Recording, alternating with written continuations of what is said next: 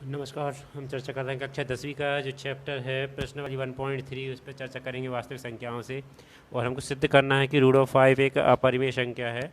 तो इसको कैसे सिद्ध किया जाएगा? अपरिमेय संख्या है तो ये जो दिया है अपरिमेय संख्या, तो इसको हम परिमेय मान के सिद्ध करेंगे ना। तो माना माना रूट ऑफ 5 एक परिमेय संख्या है। रूट ऑफ 5 एक परिमेय संख्या है, ठीक ना। तो क्या हो जाएगा? अभी परिमेय संख्या है तो इसको रूट ऑफ 5 इक्वल हम क्या लिख सकते हैं? ए अपान बी। समीकरण नंबर 1 यहाँ लिख देंगे, जहाँ ए और बी सह अभाज्य से मतलब इन दोनों का एचसीएफ जो है एक है। सह अभाज्य संख्याएं हैं तथा ए बराबर नहीं है जीरो। बी बराबर नहीं है जीरो। ये परिमेय संख्या की शर्त होती है, हर बराबर नहीं होगा जीरो के। ये अपन ने लिख दिया, ठीक ना। अब इसके बाद हम क्या करेंगे? इसके इसको हम सॉल्व करेंगे थोड़ा सा। तो ये हो जाएगा, बी को यहाँ ले आएंगे तो ये बी रूट ऑफ 5 हो जाएगा बराबर ए।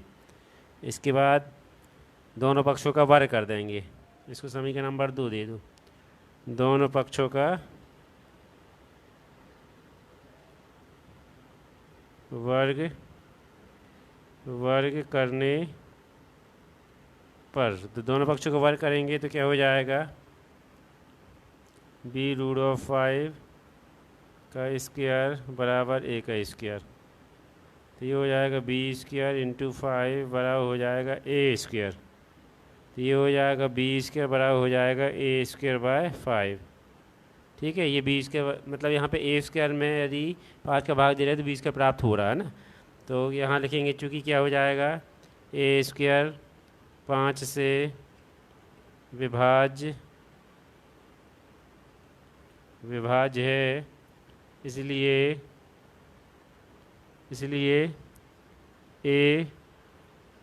ए 5 से विभाज्य होगा, मतलब विभाज्य होगा, ठीक है ना। ये हमने कर लिया इसको, ठीक। अब इसके बाद हम क्या करेंगे?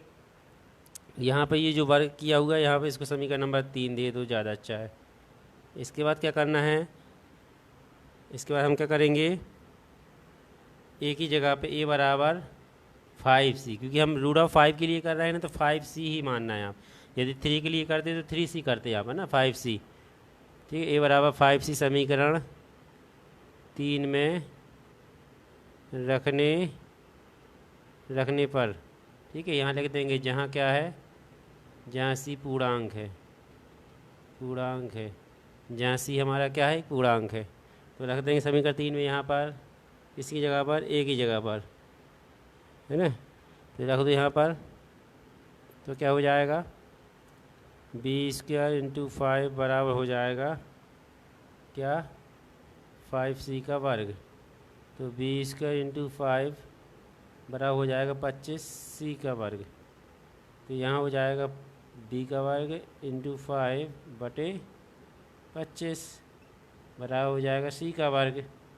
तो ये हो जाएगा 5 एकम 5 5 25, तो ये बी स्क्वायर बटे क्या हो जाएगा 5 बराबर c का वर्ग, ठीक ना। तो यहाँ लिखेंगे, चूँकि बी स्क्वायर 5 से विभाज्य है, अतः क्या हो जाएगा? बी 5 से विभाज्य होगा, बी 5 से विभाज्य होगा। तो हम देखें यहाँ बी भी 5 से विभाज्य हो रहा है और ए भी 5 से विभाज्य हो रहा है, ठीक ना।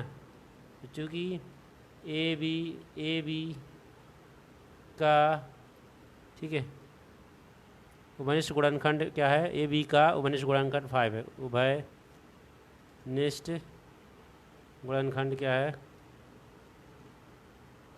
5 है। जबकि ए बी क्या है? ए बी से अभाज्य संख्या है,